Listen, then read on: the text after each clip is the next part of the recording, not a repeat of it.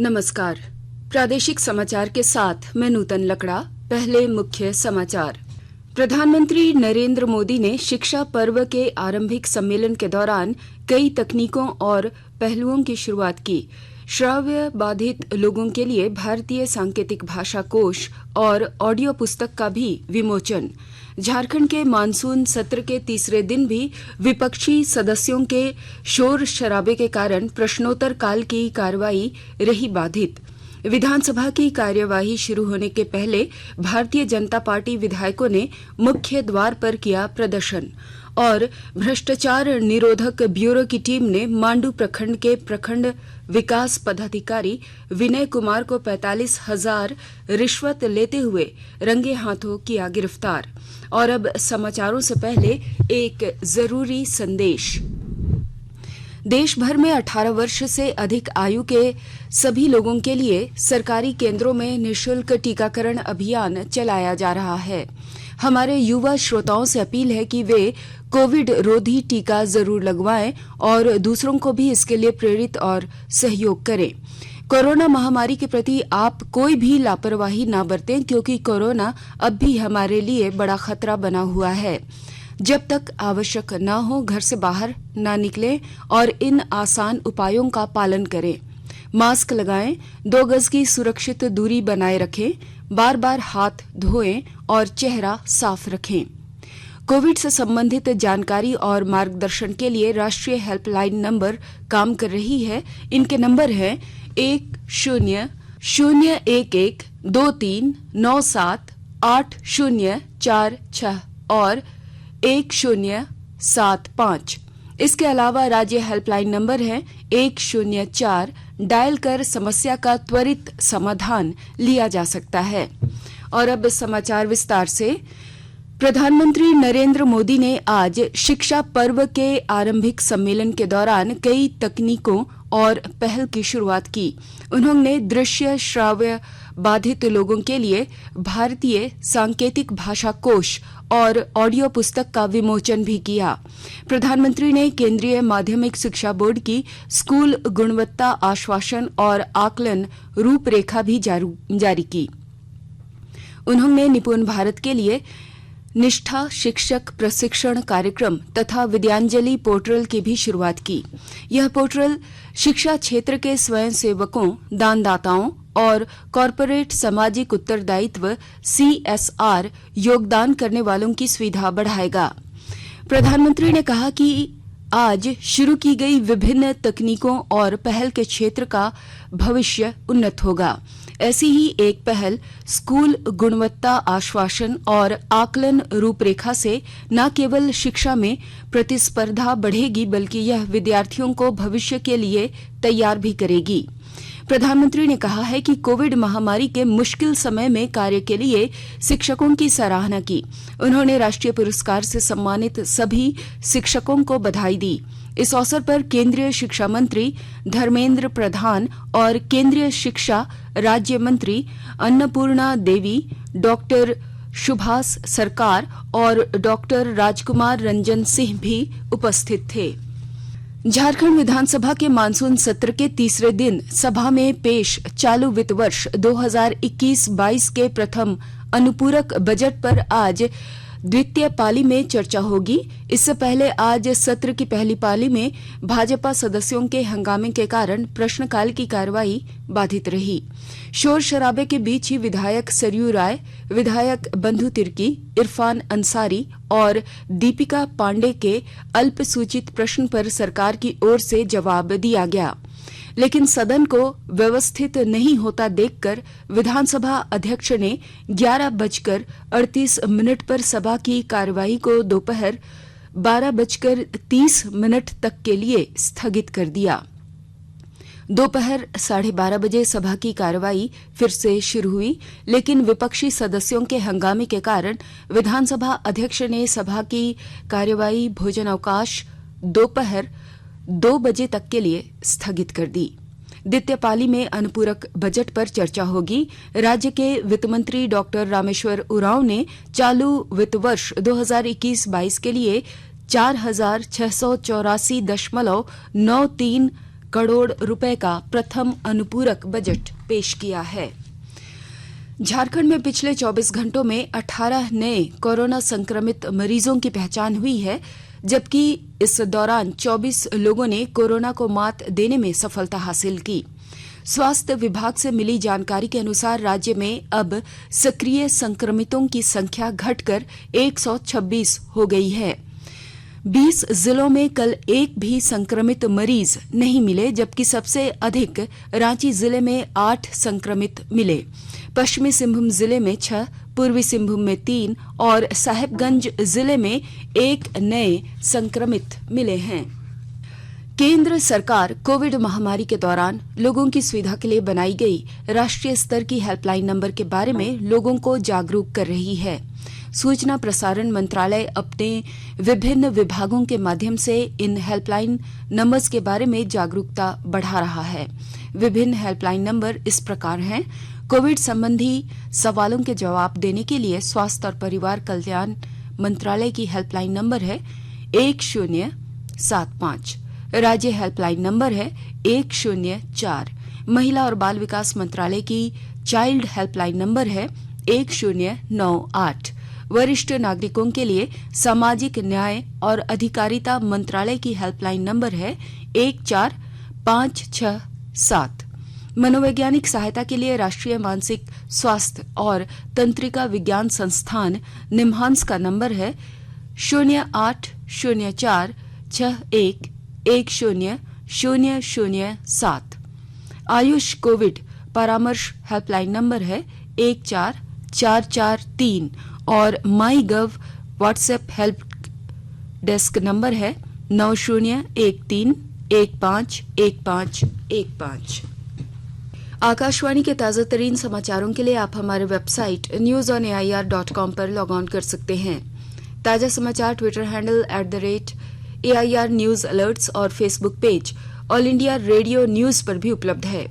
आप प्रादेशिक समाचार एकांश के Twitter handle @AIR news _Ranchi और फेसबुक, इंस्टाग्राम पेज तथा YouTube channel AIR news Ranchi पर भी हमारे बुलेटिन सुन सकते हैं। प्रादेशिक समाचार आप आकाशवाणी रांची से सुन रहे हैं और अब पेश है कोरोना से बचाव के कुछ संदेश। चलो मिलकर एक शुरुआत करें, चलो एक फैसला आज करें, मास्क नहीं तो टोकेंगे, कोरोना को रोकेंगे, चलो एक इरादा करते हैं, चलो कुछ वादा करते हैं, मास्क नहीं तो टोकेंगे, कोरोना को रोकेंगे।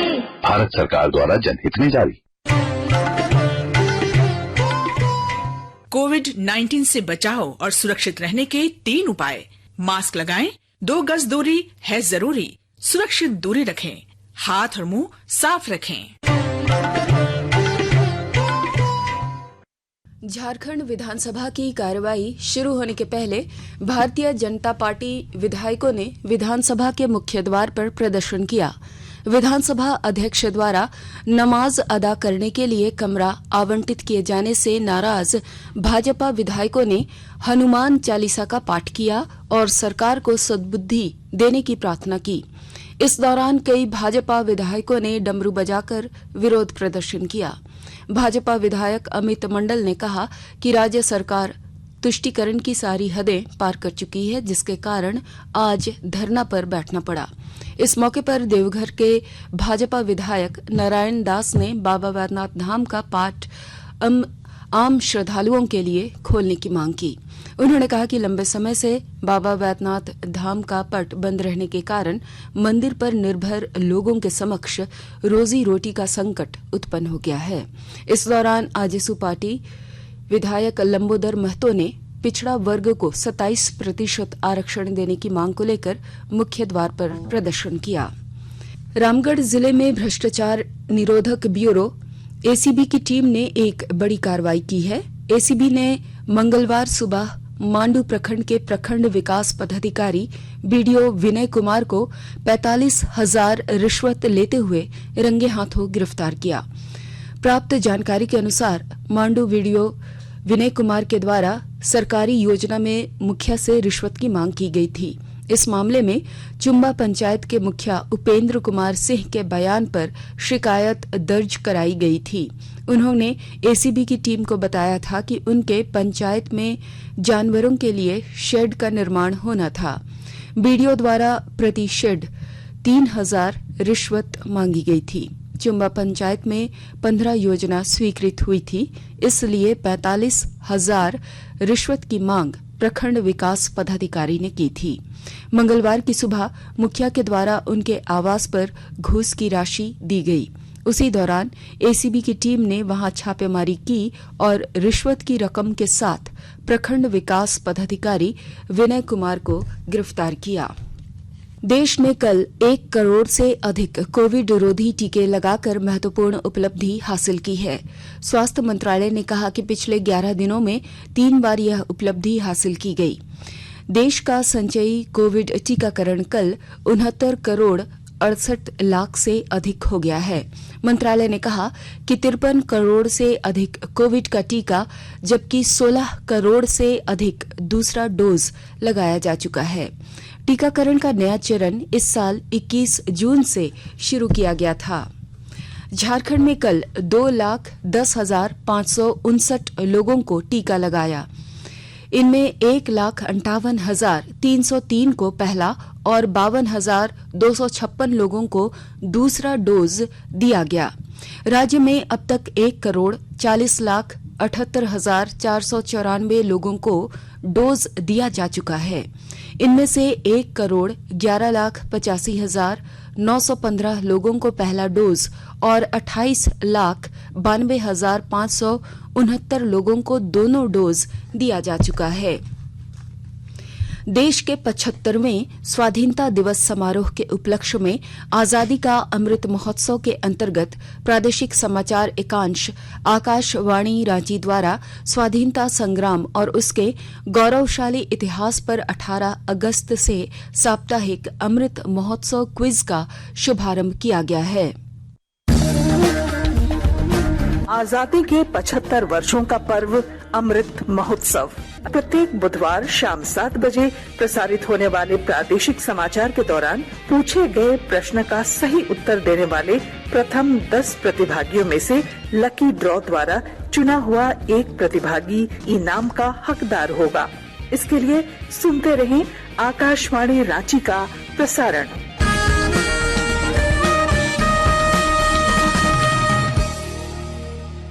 राज्य के 8 नगर निकायों में 50,000 मीटर लगे वाटर कनेक्शन निःशुल्क दिए जाएंगे। यह काम राज्य स्थापना दिवस 15 नवंबर तक पूरा कर लेने का लक्ष्य रखा गया है। 8 नगर निकायों में रांची के अलावा हजारीबाग, लातेहार, आदित्यपुर, देवघर, धनबाद, गिरिडीह और चास शामिल हैं। इसी योजना को लेकर रांची में एक कार्यशाला आयोजित की गई। इसमें राज्य शहर विकास अभिकरण के निदेशक अमित कुमार ने अधिकारियों को आवश्यक दिशा निर्देश दिए। और अब कुछ संक्षिप्त खबरें। सरायकेला खरसावां जिले के उपायुक्त अरवा राजकमल की अध्यक्षता में सीएसआर कोष को मजबूत बनाने को लेकर बैठक हुई। बैठक में उपायुक्त ने सभी कंपनियों के प्रतिनिधियों और संचालकों से जिले की सीएसआर कोष को मजबूत करने में सभी अपनी भागीदारी सुनिश्चित करने का आग्रह किया। सरायकेला खरसावां जिले के आदित्यपुर नगर निगम क्षेत्र में भूमिगत जल स्तर को सुधार करने की दिशा में ठोस कदम उठाया गया है। और अब अंत में मुख्य समाचार एक बार फिर। प्रधानमंत्री नरेंद्र मोदी ने शिक्षा पर्व के आरंभिक सम्मेलन के दौरान कई तकनीकों और पहल की शुरुआत की। दृश्य श्राव्य बाधित लोगों के लिए भारतीय सांकेतिक भाषा कोष और ऑडियो पुस्तक का विमोचन किया। झारखंड के मानसून सत्र के तीसरे दिन भी विपक्षी सदस्यों के शोर शराबे के कारण प्रश्नोत्तर काल की कार्यवाही रही बाधित। विधानसभा की कार्यवाही शुरू होने के पहले भारतीय जनता पार्टी विधायकों ने मुख्य द्वार पर किया प्रदर्शन और भ्रष्टाचार निरोधक ब्यूरो की टीम ने मांडू प्रखंड के प्रखंड विकास पदाधिकारी विनय कुमार को 45,000 रिश्वत लेते हुए रंगे हाथों किया गिरफ्तार। इसके साथ ही आकाशवाणी रांची से प्रादेशिक समाचार का ये बुलेटिन समाप्त हुआ। नमस्कार। घर में रहिए, सुरक्षित रहिए और सुनते रहिए आकाशवाणी।